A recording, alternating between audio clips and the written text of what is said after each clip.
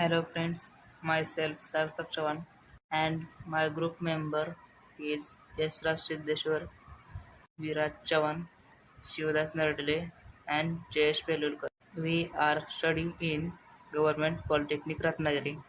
We make a project Burglar alarm using SCR for subject Basic Power Electronics under the guidance of Mr. Saryam Sir. We make a connection as per circuit diagram. So, in this circuit, components are used SCR TYN616, diode 1N4001, resistor 1 kilo ohm and 680,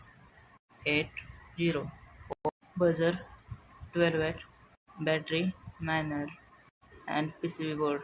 A burglar alarm system is used in security system detect unauthorized entry into buildings of area and properties.